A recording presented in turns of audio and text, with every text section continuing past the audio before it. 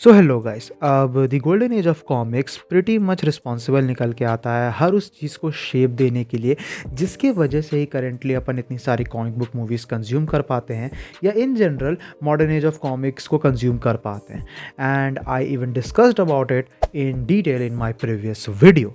लेकिन यहाँ पे अपन जो है नज़र डालेंगे अब गोल्डन एज के कुछ कैरेक्टर्स के ऊपर। आज के इस वीडियो में मैं गोल्डन एज के कह सकता हूँ कि सबसे इम्पॉर्टेंट और सबसे इन्फ्लुएंशियल कॉमिक बुक हीरोज़ के ऊपर नज़र डालने वाला हूँ, जो उस टाइम के हिसाब से कह सकते हो कि इन सारी चीज़ों को करने के लिए मेनली रिस्पॉन्सिबल निकल के आते हैं, गोल्डन एज को शेप देने के लिए रिस्पॉन्सिबल निकल के आते हैं। सो ये रिसर्च में काफ़ी ज़्यादा इंटरेस्टिंग होने वाली है। Without wasting any more time शुरू कर लेते हैं आज के इस अमेजिंग वीडियो को। Starting off the video with obviously Superman. Alright, at this point you need to be dumb to not know how iconic the Man of Steel is. जहाँ Superman हर उस सुपर हीरो का very blueprint निकल के आता है और इसी वजह से सुपर हीरो आर्केटाइप कई हद तक सुपरमैन के ही वजह से ज़िंदा है। और उस मामले में अगर देखा जाए तो his first appearance in action comics number 1 literally started the golden age of comics. ये चीज़ हमें इनफ बताती है कि सुपरमैन कितना ज़्यादा इन्फ्लुएंशियल रहा है। He was the most influential character from that era. Superman की जो होल ऑरिजिन हमें देखने को मिली है ना, कि एक एलियन इन्फेंट अर्थ पे पहुंचता है, अर्थ पे क्रैश होता है फ्रॉम अ डिफरेंट प्लैनेट, ये एक पूरा का पूरा हमें ट्रोप बनते हुए नज़र आ गया आगे चल के, जहाँ पे हमें थाउजेंड्स ऑफ रिप ऑफ्स देखने को मिले हैं इस सेम ऑरिजिन के साथ, वो भी डिफरेंट मीडिया के अंदर। So I believe that I have said enough, क्योंकि तुम सभी ये जानते ही हो कि ये कैरेक्टर कितना ज़्यादा इंपॉर्टेंट है हर उस टाइम पीरियड के लिए जिसमें कॉमिक बुक्स इन्वॉल्व हैं। नेक्स्ट इज़ शज़ैम, जिसे उस टाइम पे कैप्टन मार्वल के नाम से जाना जाता था। नाउ ये चीज़ फैक्ट निकल के आती है कि जब शज़ैम का फर्स्ट अपीयरेंस हमें देखने को मिला था तो वो एक बहुत ही ह्यूज मोमेंट था कॉमिक बुक हिस्ट्री के अंदर, जिस चीज़ के बारे में जो है कई सारे लोग फेमिलियर हैं, जहाँ बेसिकली शज़ैम ने सुपरमैन तक को आउटसोल्ड कर दिया था। और ओरिजिनली शज़ैम डीसी का पार्ट भी नहीं था, उसे विज कॉमिक्स पब्लिश कर रही थी and DC later bout the rights of Shazam as well. It's actually fact, अगर तुम नंबर्स को रन करते हो ऑन ऑल द कॉमिक्स जो गोल्डन एज के टाइम पे पब्लिश हो रही थी सिंगुलर कैरेक्टर्स के ऊपर, देन कैप्टन मार्वल यानी कि Shazam was the most sold as well. So I believe it is pretty obvious कि गोल्डन एज के टाइम पे शज़ैम हमें एज आइकॉनिक एज सुपरमैन तो देखने को मिला ही था। नेक्स्ट आता है ऑफ कोर्स अपना बैटमैन। द डार्क नाइट अपने पहले अपीयरेंस के साथ एक ह्यूज हिट साबित हुआ था गोल्डन एज के टाइम पे, specially because of how aggressive and dark of a character he was. अब हो सकता है तुम में से कुछ लोगों को इस चीज़ के बारे में नहीं पता होगा, बट ओरिजिनली जब बैटमैन को क्रिएट किया गया था तो वो हमें काफ़ी ब्रूटल कैरेक्टर देखने को मिला था। वो एक ऐसा इंडिविजुअल था जो अपने एनिमीज़ को, अपने अपोनेंट्स को जान से मारता था और वो एक गन तक कैरी करता था साथ में। Dark times Indeed, but naturally to add more humanity to his character and make him more complex, we eventually got to see his no killing rule, which is one of the main reasons he is my most favorite fictional character। but इस बात में कोई भी शक नहीं है कि Batman भी गोल्डन एज के सबसे आइकॉनिक हीरोज़ में से एक है। Next obviously justice society of America.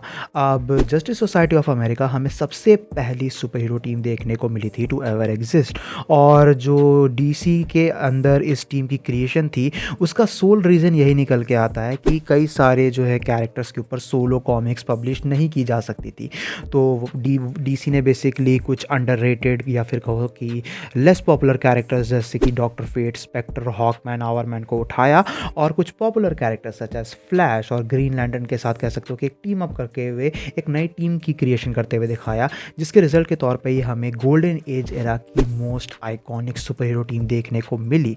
और जस्टिस सोसाइटी ऑफ अमेरिका का जो इन्फ्लुएंस है उसी वजह से तुम्हें आगे चल के तुम्हारी हर एक फेवरेट सुपर हीरो टीम देखने को मिली है। So I have to talk about them. इसके बाद अगर देखा जाए तो आते हैं अपना कैप्टन अमेरिका। अब जब बात निकल के आती है गोल्डन एज की तो मार्वल कॉमिक्स का सबसे आइकॉनिक कैरेक्टर कैप्टन अमेरिका ही है। I mean his very first appearance was a huge success, क्योंकि सिंपली उस कवर पे ही हमें देखने को मिल जाता है कि कैप्टन अमेरिका हिटलर को पंच कर रहा है। And during a very sensitive time of war this helped humongously on the success of the character, जिसके वजह से ही वॉर रिलेटेड स्टोरीज उस टाइम पे काफ़ी ज़्यादा पॉपुलर थी और कैप्टन अमेरिका कह सकते हो कि परफेक्टली फिट इन हो गया उस टाइम पीरियड के हिसाब से, जिसके रिजल्ट की वजह से ही गोल्डन एज के वो सबसे आइकॉनिक और सबसे इन्फ्लुएंशियल हीरोज़ में से एक हमें देखने को मिला। Next another Marvel character human torch निकल के आता है। अब मैं यहाँ पे बात कर रहा हूँ ओरिजिनल ह्यूमन टॉर्च की, जो हमें एक एंड्रॉयड देखने को मिला था। अब बहुत से लोग इस चीज़ के बारे में नहीं जानते हैं, बट इस कैरेक्टर का जो शेयर इन्फ्लुएंस हमें देखने को मिला था गोल्डन एज ऑफ कॉमिक्स के अंदर, वो चीज़ इंसेन थी। बिकॉज ह्यूमन टॉर्च के इंट्रोडक्शन के साथ हमें सुपर हीरो जॉनरा के अंदर साईफाई का टच ऐड होते हुए नज़र आया, और गोल्डन एज के टाइम पे साईफाई स्टोरीज़ बहुत ही ज़्यादा ह्यूमंगसली पॉपुलर हुई, जिसमें एक बहुत ही बड़ा हाथ ह्यूमन टॉर्च के कैरेक्टर का भी निकल के आता है। मार्वल ने कम्प्लीटली कॉमिक्स का लैंडस्केप चेंज कर दिया था ह्यूमन टॉर्च के साथ, और इसी वजह से ये काफ़ी अंडर अप्रिशिएटेड कैरेक्टर निकल के आता है, जो तुम्हारे सोच से भी ज़्यादा आइकॉनिक था गोल्डन एज में। नेक्स्ट बात करते हैं वंडर वुमन की। Obviously the most iconic female comic book character, जो शेयर वेव हमें देखने को मिली थी एक नए डेमोग्राफिक ऑफ रीडर्स की, वंडर वुमन की वजह से वो चीज़ इंसेन थी। और इसी वजह से वंडर वुमन जो है फीमेल एम्पावरमेंट की एक बहुत ही ज़्यादा ज़बरदस्त मिसाल साबित हुई, जिसके साथ ही साथ इसकी जो ऑरिजिन है वो इतनी ज़्यादा absurd और इतनी ज़्यादा मैजिकल थी, specially with the addition of Greek mythology, कि उसने लोगों को बहुत ही ज़्यादा इंट्रीग किया, and that is still one of my most favourite origins of all time. तो वंडर वुमन का जो इन्फ्लुएंस है उसके बारे में मुझे नहीं लगता कि किसी को भी जो है डिटेल में बताने की ज़रूरत होगी। Sadly last but not the least, नेमोर। अब अगर देखा जाए तो दी सबमरीनर कह सकते हो कि मार्वल का सबसे पहला सुपर हीरो निकल के आता है, and sadly he had the lowest sale compare to every other character जो मैंने यहाँ पे मेंशन किए हैं। बट इस बात में कोई भी शक नहीं है कि मार्वल के सबसे पहले सुपर हीरो होने की वजह से ही नेमोर का जो इन्फ्लुएंस था वो बहुत ही ज़्यादा तगड़ा था। He was the first anti hero and he was the first superhero to fly, और वो चीज़ बहुत ही ज़्यादा इंसेन थी। इसकी ऑरिजिन भी हमें काफ़ी ज़्यादा बेहतरीन देखने को मिली थी, जहाँ वो अंडर वाटर रह सकता था, वो हाफ एटलांटियन था, और ये चीज़ डेफिनेटली हमें काफ़ी क्रिएटिव देखने को मिली थी। नॉट टू मेंशन कि नेमोर के साथ ही कह सकते हो कि सबसे पहली बार हमें दूसरे सुपर हीरो से रिलेटेड क्रॉसओवर्स देखने को मिले थे। तो यहाँ पे जो नेमोर का इन्फ्लुएंस था ना गोल्डन एज के ऊपर, वो बहुत ही ज़्यादा ज़बरदस्त था। And it's not wrong to say कि we would have never gotten our favourite Marvel character अगर नेमोर एक सक्सेस हमें देखने को नहीं मिला हुआ तो। सो गाइज, ये थी वीडियो गोल्डन एज के सबसे आइकॉनिक सुपर हीरोज़ को लेके। आई होप सो कि तुम्हें वीडियो पसंद आई होगी। वीडियो पसंद आई तो वीडियो को अपना थम्स अप देना, दोस्तों के साथ शेयर करना, चैनल पे इन केस अगर कहीं से भी नया आया हो तो चैनल को जरूर से सब्सक्राइब भी कर लेना। अगर तुम एनीमे वगैरह में इंटरेस्टेड हो तो तुम्हें मेरा एनीमे चैनल का भी लिंक नीचे डिस्क्रिप्शन में मिल जाएगा, तो मुझे वहाँ पर भी चेकआउट कर सकते हो। मैं मिलता हूँ तुमसे ऐसी किसी नेक्स्ट वीडियो में। Till then bye, stay tuned, stay awesome.